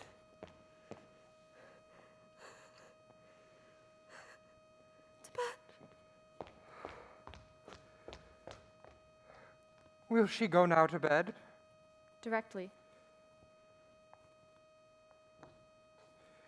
Foul whisperings are abroad. Unnatural deeds do breed unnatural troubles. Infected minds to their death pillows will discharge their secrets. More needs she, the divine, than the physician. God, God forgive us all. Look after her. Remove from her the means of all annoyance. And even now, keep eyes upon her. So, good night. My mind she has mated, and amazed my sight. I think, but dare not speak. Good night, good doctor.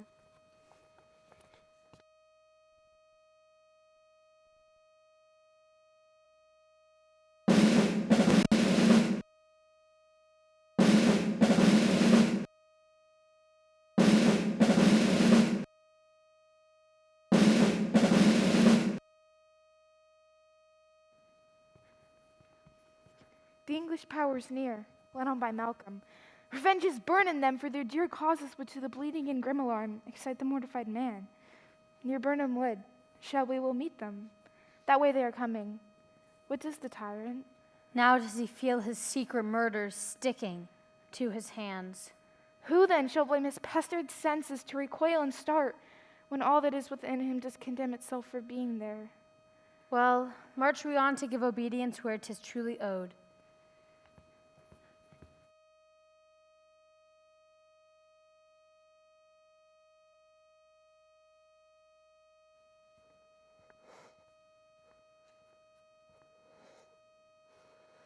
So Burnham would remove to Dunstan, and I cannot taint with fear. What's the boy Malcolm? Was he not born of woman? The spirits that know all mortal consequence have pronounced me thus. Fear not, Macbeth. No man that's born of woman shall e'er have power upon thee. Then fly, false thanes, and mingle with the English epicures. The mind I sway by and the heart I bear shall never sag with doubt nor shake with fear. The devil damn thee, black thou cream-faced loon! Where got'st thou that goose look? There's 10,000 Geese, villain! soldiers, sir. Go prick thy face and overread thy fear, thou lily-livered boy. What soldiers, Patch? Death of thy soul, those linen cheeks of thine are counselors to fear. What soldiers, Wayface? The English force, so please you. Take thy face hence.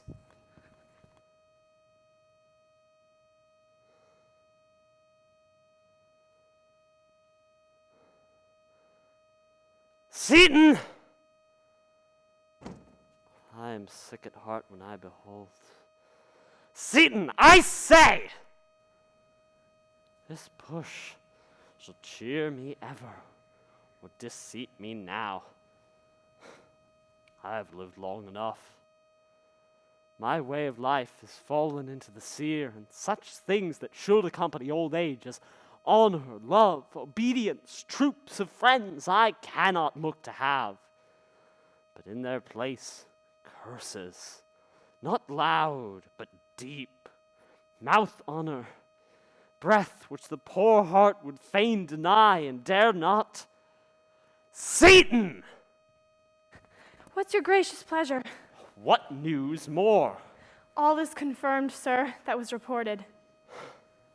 I'll fight till from my bones my flesh be hacked. Send out more horses.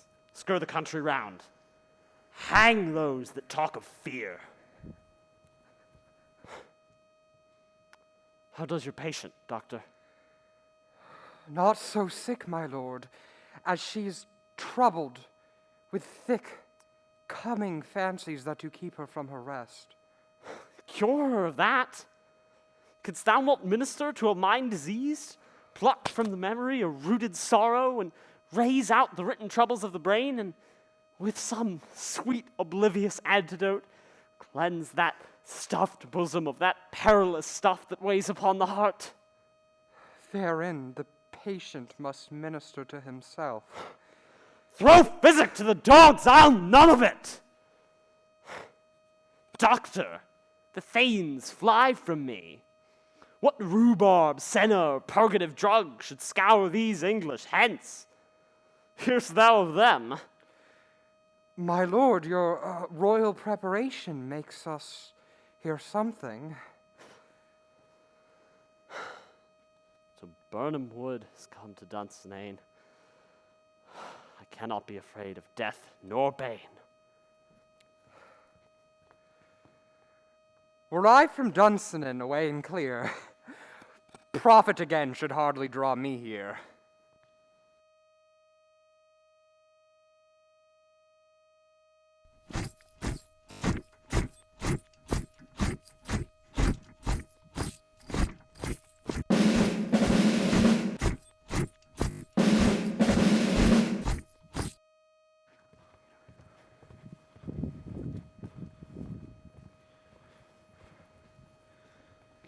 Cousins, I hope the days are near at hand that Chambers will be safe. We doubted nothing. Well, what is this before us? The wood of Burnham. Let every soldier hew him down a bough and bear it before him. Thereby shall we shadow the numbers of our defense and make discovery air in report of us. It shall be done.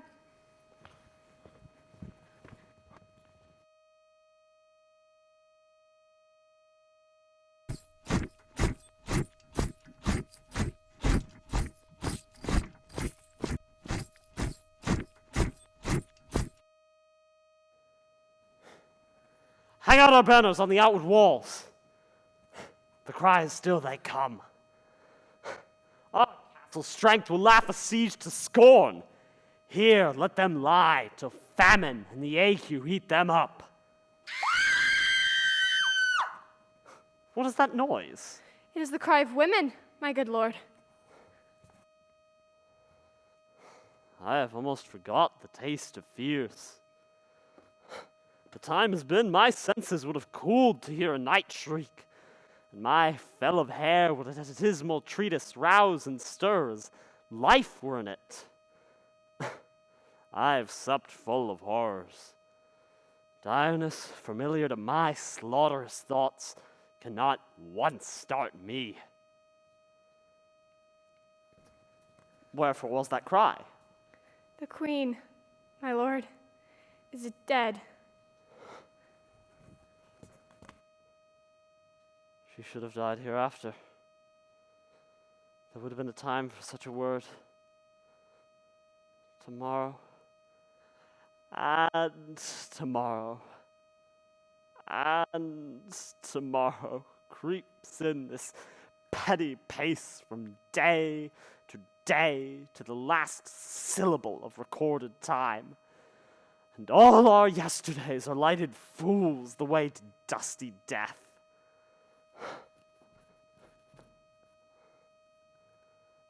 Out, brief candle. Life's but a walking shadow. A poor player struts and frets his hour upon the stage, and then is heard no more. It is a tale told by an idiot, full of sound and fury, signifying nothing.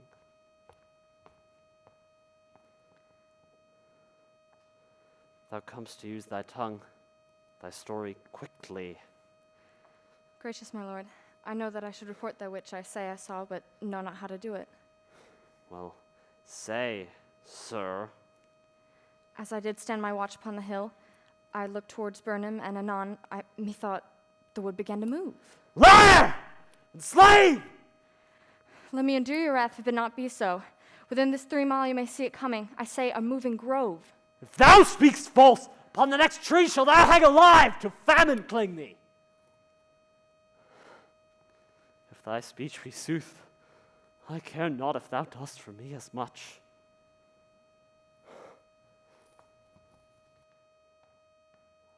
I pull in resolution and begin to doubt the equivocation of the fiend that lies like truth. Fear not till Burnham Wood do come to Dunsinane, and now a wood is come toward Dunsinane. Arm, and out! If this which he avouches does appear, there's no flying hence nor tarrying here. I begin to grow weary of the sun, and wish the estate of the world were now undone. Ring the alarm bell! Blow winds, come rack. At least we'll die with harness on our back.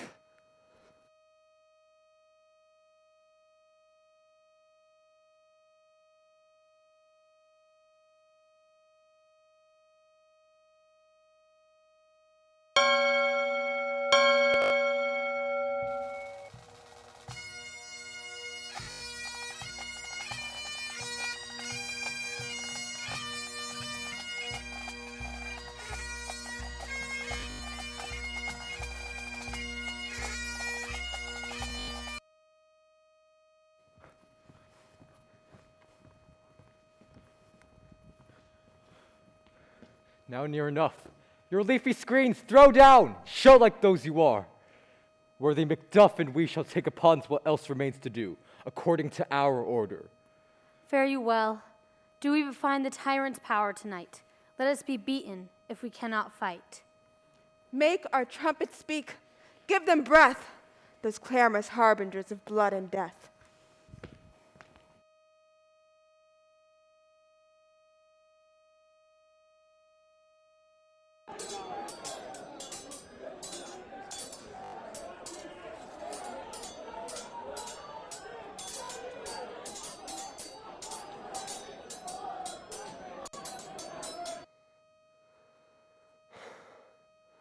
They have tied me to a stake. I cannot fly, but bear-like must fight the course.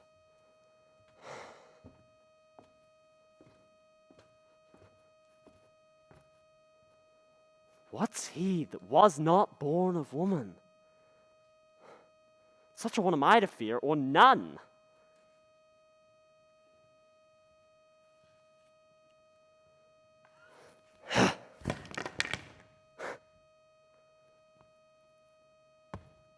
Thou wast born of woman, but swords I smile at, Weapons laughed to scorn, brandished by one of woman born.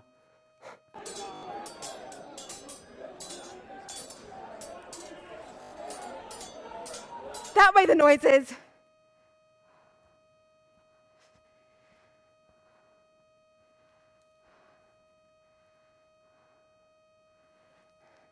Tyrant, show thy face.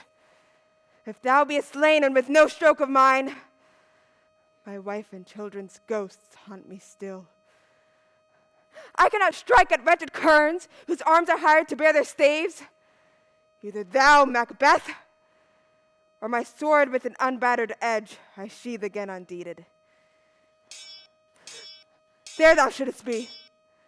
By that great clatter one of the greatest notes seems brooded. Let me find him fortune, and more I beg not.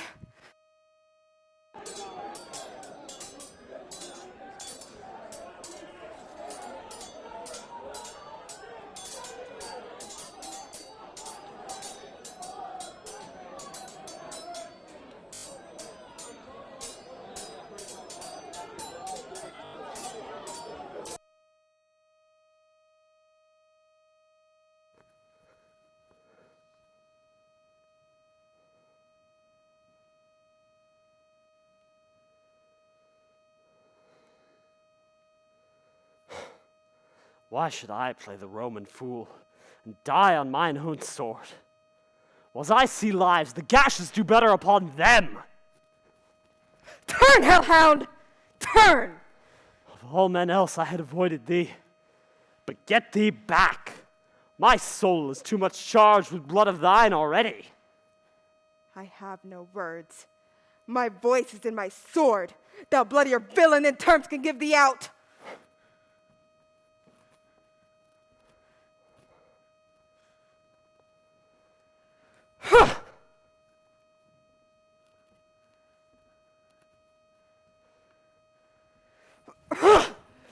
Thou losest labor. As easy mayst thou the entrenchant air with thy keen sword and presses make me bleed. Let thy blade fall on vulnerable crests. I bear a charmed life which must not yield to one of woman born. Despair thy charms, and let the angel whom thou still hast served tell thee, Macduff was from his mother's womb untimely ripped. Accursed be the tongue that tells me so, for it hath cowed my better part of man. And be these juggling fiends no more believed that palter with us in a double sense, keep the word of promise to our ear and break it to our hope.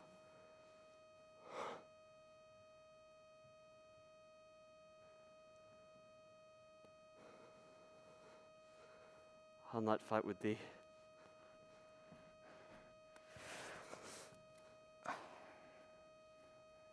Then yield thee, coward, and live to be the show and gaze of the times. We'll have thee, as our rare monsters are, painted on a pole, and under it, here may you see the tyrant. I'll not yield to kiss the ground before the young Malcolm's feet, and to be baited with the rabble's curse. Though Burnham would be come to Dunsinane, and thou opposed be of no woman born, yet I will try the last. Lay on, Macduff, and damned be him that first cries, hold, enough!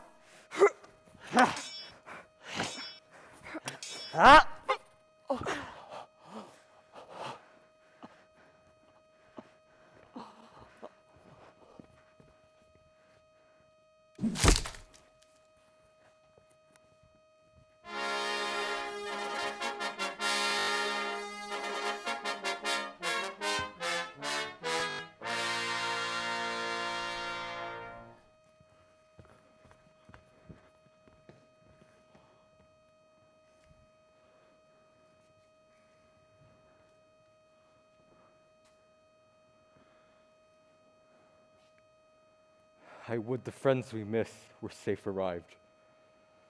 Some must go off, and yet by these I see so great a day as this is cheaply bought.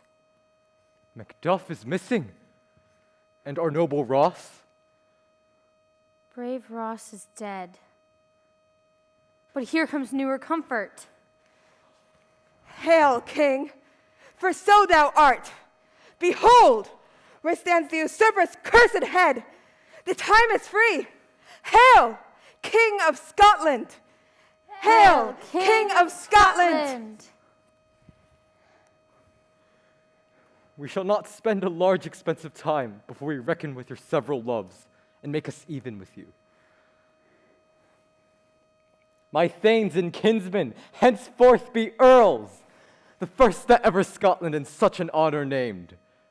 What's more to do, which would be planted newly with the time, as calling home our exiled friends abroad that fled the snares of watchful tyranny, producing forth the cruel ministers of this dead butcher and his fiend-like queen, who, as 'tis thought, by self and violent hands, took off her life.